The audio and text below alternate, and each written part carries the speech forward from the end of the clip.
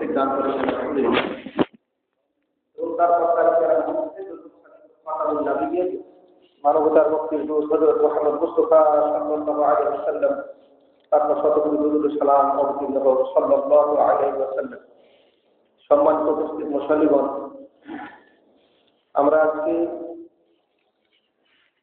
সাদাকা ইনফাক ফি সাবিলিল্লাহ, যাকাত, এগুলোর গুরুত্বের উপরে ফজিলত করে আলোচনা করব ইনশাআল্লাহ।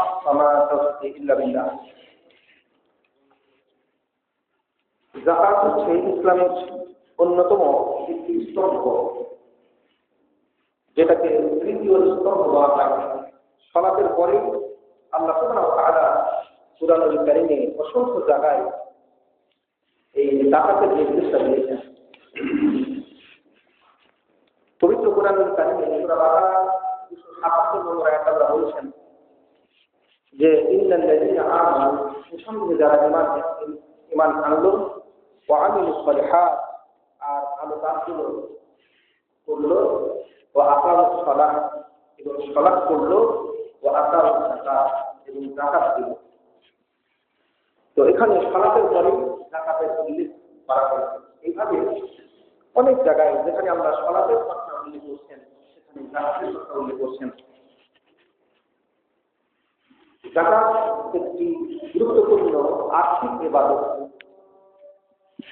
যা যেসব পরিমাণ সম্পদ থাকে তার উপরে যাকাতটা খরচ হয়।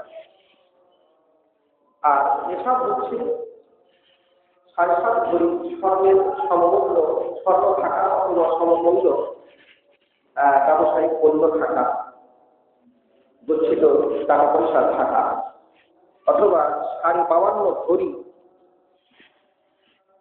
রূপ থাকা, অথবা সেই সমমূল্য ব্যবসা বাণিজ্য মূলধন টাকা পয়সা এগুলো থাকে।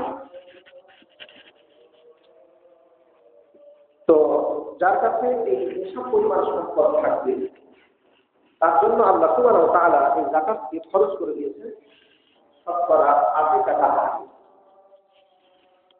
ধরুন যার কাছে এখন 52 ভরি রূপের মূল্য জমা হয়েছে, এখন আমরা যদি চাঁদি 2000 টাকা ভরি ধরি, তাহলে 52 ভরি চাঁদির দাম 1,05,000 টাকা। যদি স্বর্ণের হিসাব করা হয় একটু বেশি হবে, যেহেতু এখন স্বর্ণের ভরি মূল্য একটু বেশি। তো সেজন্য যদি কারোর কাছে চাঁদির মূল্য সমপরিমাণ সম্পদ জমা থাকে, অথবা সেই সম্পদ দিয়ে সে ব্যবসা বাণিজ্য করে, তাহলে তার ব্যবসা বাণিজ্যের যে মূলধন আছে সেই মূলধনের উপরে শতকরা 80 টাকা করে যাকাত দেওয়াটা তার উপরে খরচ। কেউ যদি এখন 10 লাখ টাকার ব্যবসা করে, তাহলে লাগবে 2,500 টাকা, অর্থাৎ 10,25,000 টাকা তাকে যাকাত দিতে হবে। কেউ যদি 1 কোটি টাকার ব্যবসা করে, তাহলে তাকে 2.5 লক্ষ টাকা যাকাত দিতে হবে। কেউ যদি 100 কোটি টাকার ব্যবসা করে, তাহলে তাকে 2.5 কোটি টাকা যাকাত দিতে হবে। অর্থাৎ তার যে সম্পদ আছে, যে মূলধন, ব্যবসায়িক মূলধন, সেই মূলধনের উপরে এই 8% করে যাকাত তাকে দিতেই হবে। এটা আল্লাহ সুবহানাহু ওয়া তাআলা আমাদের উপরে খরচ করে দিয়েছেন। এটা ইসলামের মূল তৃতীয় স্তম্ভ।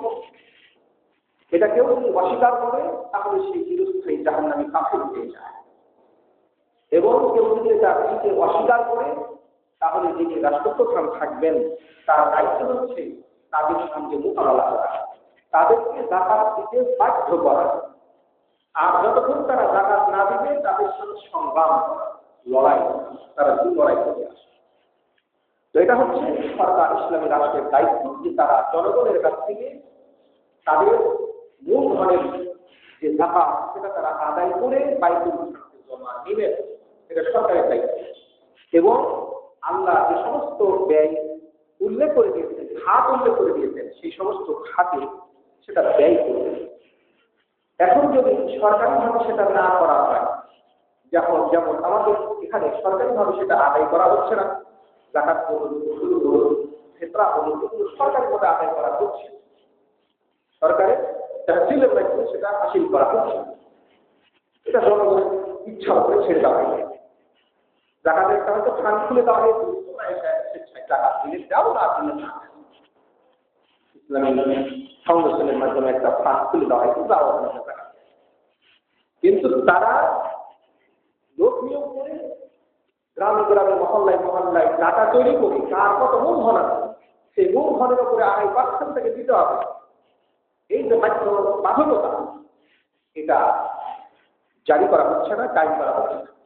যেহেতু এটা মুসলিম অধ্যুষিত রাষ্ট্র হলেও ইসলামের রাষ্ট্র নয়, সেজন্য এরা এই কাজটা করছে। আমরা মুসলমান, কিন্তু আমাদের নিয়ম নীতি ইসলামের অনুযায়ী চলে না। সেজন্য ইসলামের যেগুলো কালচার, ইসলামের যেগুলো বিধান, সেগুলো সমাজে বাস্তবায়িত হয় না।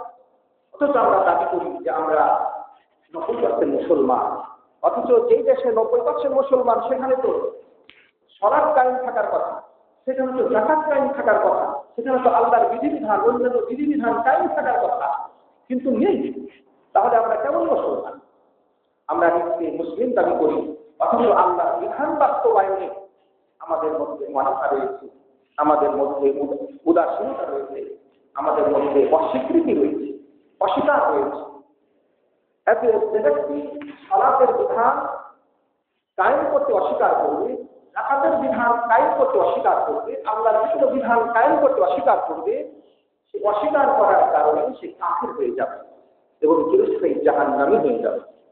এজন্য যাকাত মানুষকে জান্নাতি বানানোর জন্য, মানুষকে পবিত্র করার জন্য, মানুষ তার সম্পদ দিয়ে অন্যকে সাহিত্য সহযোগিতা করবে, সমাজ থেকে দুর্ভিক্ষ দূর হবে, অনাহার দূর হবে, দারিদ্রতা দূর হবে, সন্ত্রাস দূর হবে, দরিদ্রতার অভাবে যারা বিভিন্ন অপরাধে জড়িয়ে যাচ্ছে তারা সেই সমস্ত অপরাধ থেকে ফিরে আসবে। যাকাত ব্যবস্থা কায়েম হলে পারে অসংখ্য এই সমস্ত অপরাধ, যারা মূলত অসংখ্য অপরাধ করে আর্থিক কারণে, তাদেরকে যদি আর্থিক সাহায্য সহযোগিতা করা হয় তাহলে তো তারা সেই অপরাধে চলবে না। আর তারপরে অর্থের যে ব্যবহার, সঠিক ব্যবহার, সেটা সুনিশ্চিত করতে হবে।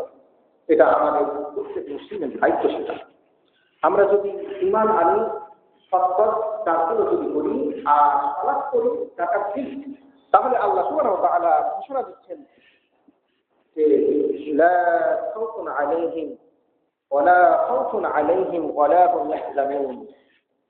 তাদের উপরে কোনো ভয় নেই, কোনো চিন্তা নেই।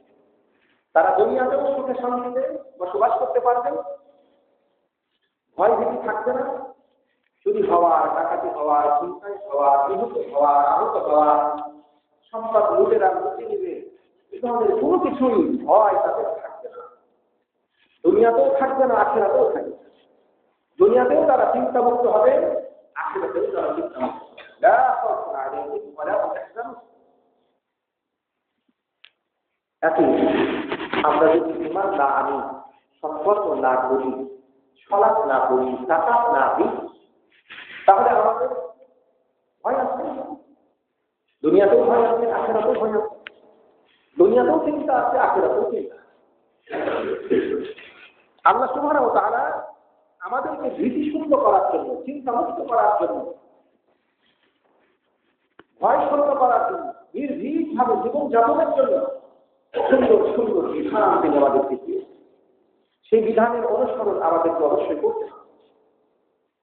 আমরা যদি সেটা করতে ব্যর্থ হই তাহলে আমাদের জীবন ব্যর্থ, ইহকালের জীবন ব্যর্থ, পরকালের জীবন ব্যর্থ। এজন্য যাকাত ব্যবস্থা, যাকাত কায়েম সেটা করতে হবে। এখন সরকারিভাবে নিয়ম নেই, সেজন্য আপনাকে ব্যক্তিগতভাবে আপনার সম্পদের যাকাত দিন। ফকির, মিসকিন, ইয়াতীম, অসহায় সহ যারা সাবিলিল্লাহ আল্লাহর রাস্তায় যারা যাকাত পাবে, যারা হকদার, যেটা সূরা তওবা আল্লাহ সুবহানাহু ওয়া তাআলা বলে দিয়েছেন, তাদেরকে পৌঁছে দিতে হবে। এরপরে ইনফাক ফি সাবিলিল্লাহ করতে হবে, আল্লাহর পথে খরচ করতে হবে। ইনফাক ফি সাবিলিল্লাহ যদি আমাদের না থাকে তাহলে আমরা ধ্বংস হয়ে যাব। পবিত্র কোরআনুল কারীমে সূরা বাকারার 195 নম্বর আয়াত আল্লাহ বলছেন, وأنفقوا في سبيل الله وأنفقوا في سبيل الله তোমরা আল্লাহর রাস্তায় খরচ করো। ولا تلقوا بأيديكم إلى التهلكة আর তোমরা তোমাদের হাতগুলোকে ধ্বংসে নিক্ষেপ করো না। এখানে হাত বলে পুরো মানুষটাই, পুরো দেহটাকে বোঝানো। তো হাতকে কেন ধ্বংসে বা নিজকে কেন ধ্বংসের মধ্যে, এখানে হাতের উল্লেখ কেন করা হয়েছে? যে দান খায়রাত করার জন্য মানুষ যে তা ব্যবহার করে সেটা হলো হাত। হাত ব্যবহার করে, হাত দিয়ে দান করে, মসজিদে দান করে গেছেন, থানায় দান করে গেছেন, ফি সাবিলিল্লাহ দান করে। দানের ক্ষেত্রে হাতটা হচ্ছে অন্যতম একটি যন্ত্র। হাত, এই হাত দিয়ে কিন্তু মানুষ দান করে থাকে। তো হাত হচ্ছে মানুষের নিজের শরীরের একটা অংশ।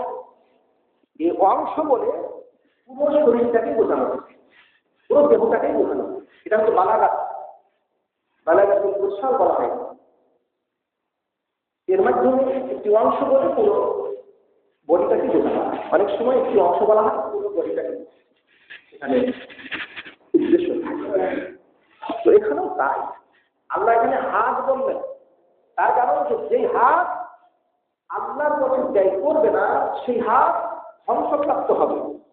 আপনার হাত যদি ধ্বংস হয় তাহলে আপনি কি ধ্বংস থেকে পাচ্ছেন? আপনি ধ্বংস হবেন। হাত যদি জাহান্নামে যায় তো হাত আপনাকে কেটে জাহান্নামে দেওয়া, আপনাকে সহি জাহান্নামে দেওয়া। আপনার যদি পা জাহান্নামে যায় তাহলে আপনি কি জাহান্নাম থেকে পাচ্ছেন? আপনি পা সহি জাহান্নামে যাবেন। এই জন্য যে সমস্ত হাদিসে বলা হয়েছে যে তার পা জাহান্নামে যাবে, তার হাত থেকে ধ্বংস করবে, অথবা বিভিন্ন ধ্বংসের কথা বলা হচ্ছে, সেখানে মূলত পুরো দেহটাকেই বলা হয়। তো আল্লাহ সুবহানাহু ওয়া তাআলা বলতেছেন যে তোমরা আল্লাহর পথে ফি সাবিলিল্লাহ থেকে বলছেন যে আনফিকু ফি সাবিলিল্লাহ, তোমরা আল্লাহর পথে খরচ করো। একেই আরবিতে বলা হয় ইনফাক ফি সাবিলিল্লাহ, বাংলাতে বলা হয় আল্লাহর পথে খরচ। এখন আল্লাহর পথে খরচ কোনটা? আল্লাহ যাতে রাজি খুশি হন সেটাই তো আল্লাহর পথ। আল্লাহ নবী বলেছেন, মান ক্বাতালা লিতাকুনা কালিমাতুল্লাহি হিয়াল উলিয়া ফাহুয়া ফি সাবিলিল্লাহ,